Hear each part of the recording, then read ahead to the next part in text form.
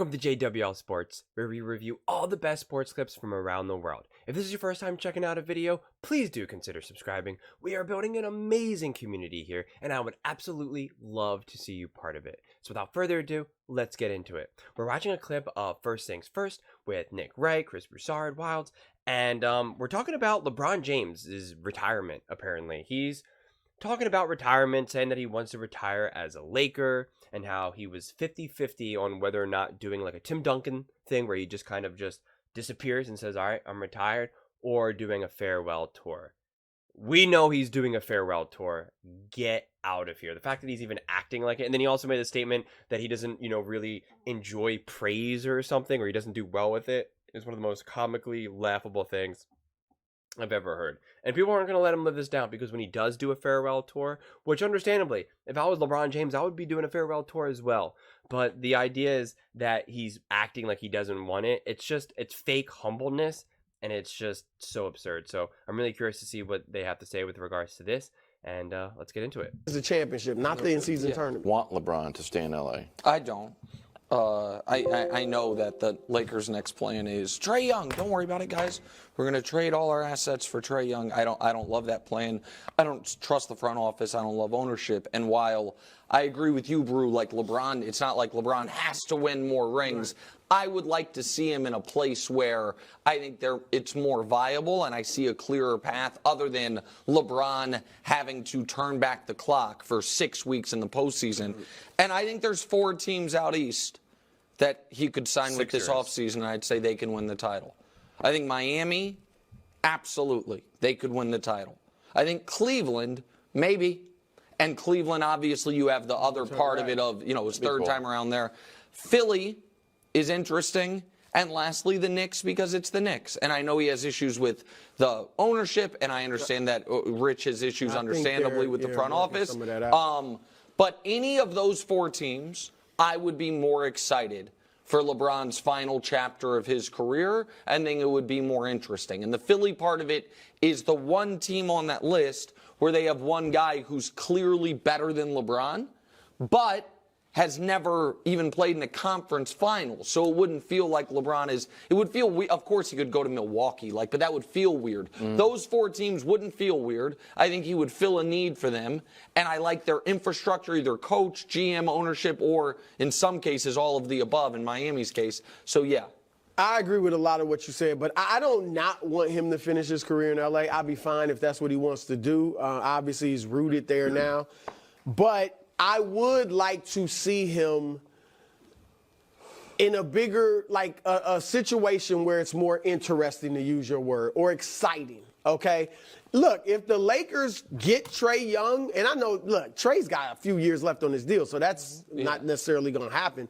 Or Kyrie's name's been mentioned out there too. If they got Kyrie or Trae, I would love to see LeBron, AD, and one of those two.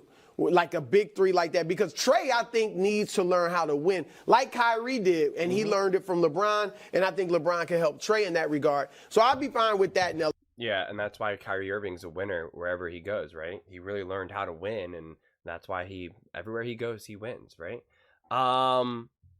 I think the Philly is interesting because I think the way how LeBron can continue to improve his legacy, because there's some people that think that he can't improve his legacy, that it's already set, it is what it is.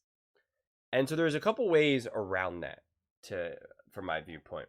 One, if you do play for a different city, you now that fan base loves you. Now that fan base likes you, right? They care about you, they want you, you're their guy now, right? So now it's just another city and another fan base to just have this more unconditional positive feelings for you, right? That now already builds up your legacy, builds up your brand.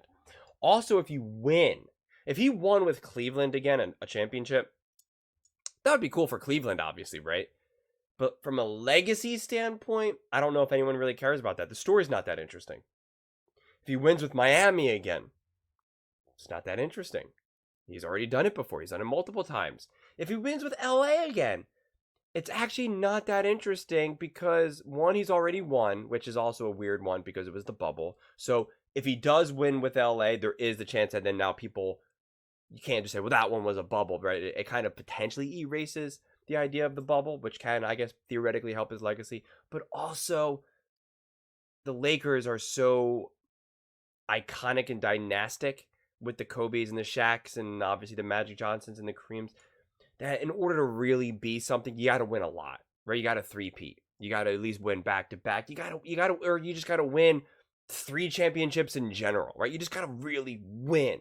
You got to be dominant, and you got to be exciting and a force. And he wasn't those things. He didn't, and it's kind of too late, honestly, with LA for that regard, unless he does rip off, 2, 3, or 2 or more, right? Then maybe, but that's not the case. The Lakers brand is just too iconic. It's kind of like if someone goes to the Yankees and won one World Series, and like that was it, and it's like, okay, that was great, and New York's pretty happy about it, but at the same time, like, Jeter and others were, ripping off victories, ripping off World Series rings. Right? That's why A-Rod is not iconic with the Yankees. He won one. Congratulations. Jeter won, what was it, 4 or 5 or however many it was. I forget, honestly. That's the difference. That's the difference. So then it's like, so then where can he go? Right? You can't go to Milwaukee. You're going to play with Giannis. They already won one. That's why the real question is then New York or Philly.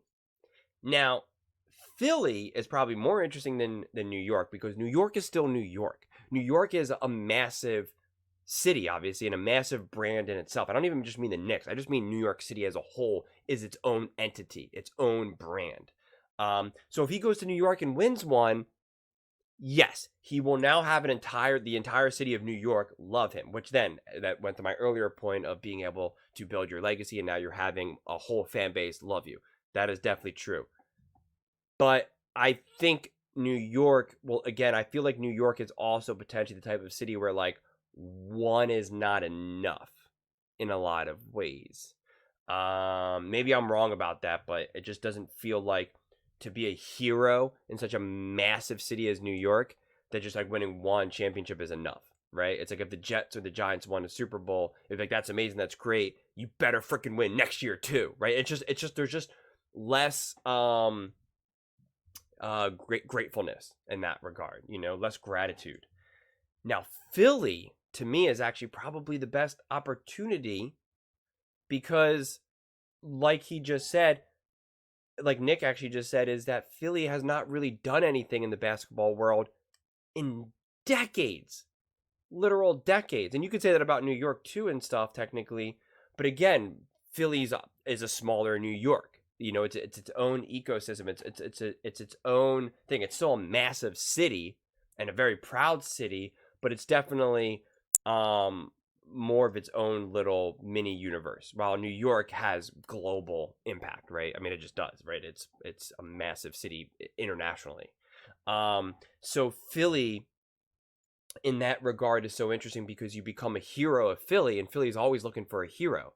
Nick Foles from the Eagles, there's a statue of him because they won the first Super Bowl, right? And he was a backup quarterback. We won't go into the whole story of Nick Foles, but it's just so kind of Allen Iverson is still worshipped. There's still a statue of Rocky, Sylvester Stallone's Rocky, a fake boxer, like that's still a very real thing. So LeBron talks about being the chosen one and the savior and all that type of stuff and the king. If he goes to Philly and wins with like a Joel Embiid and a Tyrese Maxey, who a lot of people think that or that Joel Embiid isn't good enough to get the job done himself, right? That's kind of been one of his issues that people say.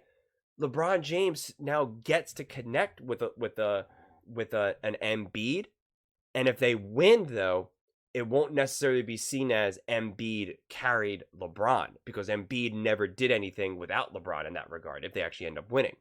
So it'll really be seen as this more synergistic thing. So the LeBron haters will still say that Embiid carried him, and the Embiid people who and the people who are obsessed with Embiid will say that he carried him. But like a true fan will know Embiid needed some help, which I've already defended in previous videos.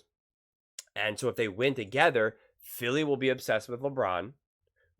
He will be like, I brought you a championship to Philly. It'll be very similar, although not exactly similar because he's not from Cleveland.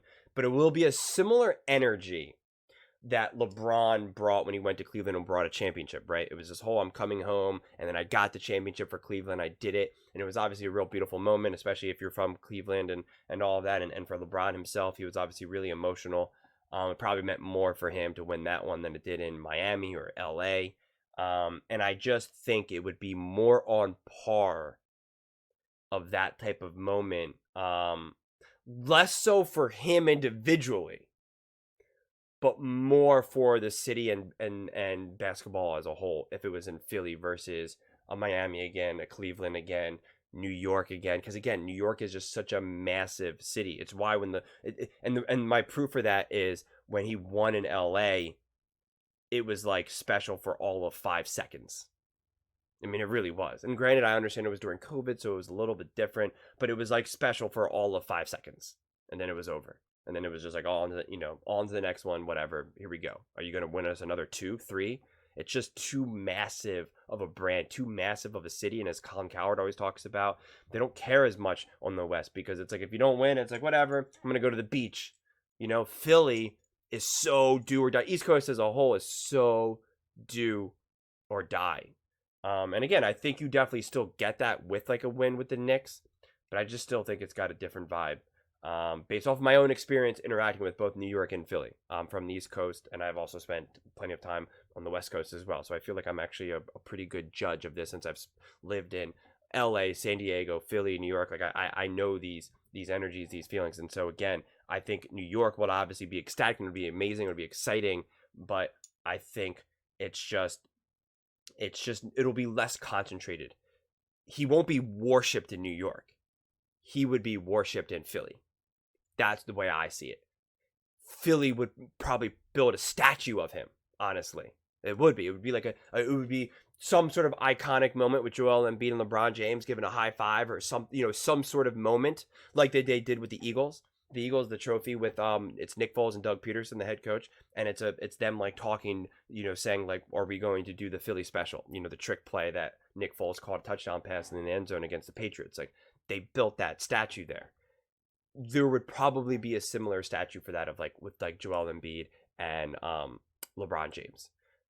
If LeBron James wins a championship with the New York Knicks, I don't foresee a statue in that regard. Maybe I'm wrong. Maybe if you're a Knicks fan, let me know. Maybe I would be wrong. I would love to hear your guys' thoughts. For any actual New York Knicks fans out there, please let me know. But I just think Philly would be I think the gratitude and the appreciation is just so much more connected and intense, and it's why the people like the Bryce Harpers of the world, the Allen Iversons of the world, the Nick Foles, the TOs, those players, it's just it's a different level of a fan base where there's just it's a blue collar city, a lot of hard work, and it's just that appreciation. So I just think that's what you would get out there. So if you're trying to build legacy more and try to get an entire fan base to just love you and worship you, come to Philly and win. I think that's actually the best. I'm trying to think of maybe like a Minnesota, but which I think you would be a hero out there if you win. But that team you're now stacking it. You're having a lot of huge players on there, as well as it's just a smaller market. So I think that also hits differently as well. That's the uniqueness of a Philly or or New York, is that you have the potential to be a savior, and it's also a massive market. So, which is what would have probably been more special if he won one championship with the Clippers versus one with the Lakers. Winning one with the Lakers is not special. Winning one with the Clippers, that's special, right? That's statue. That's amazing. That's iconic. That's you're forever a hero. But those are my thoughts on it. I would absolutely love to hear yours. If you think what I'm saying is the most ridiculous thing, please let me know in the comments below. If you think what I'm saying is the most amazing thing, then definitely please let me know. Either way, let's get into some discussions, let's get into some fights, but ultimately, let's just have some fun. And please do consider subscribing. We are building an amazing community here, and I would absolutely love to see you part of it. I want to build something that we all genuinely feel connected to, something that we're really excited to be part of, and I think we're well on our way to doing it. So I'll see you next time. I was about to say, without further ado, let's get into it. We already got into it. Thank you so much. See you next time.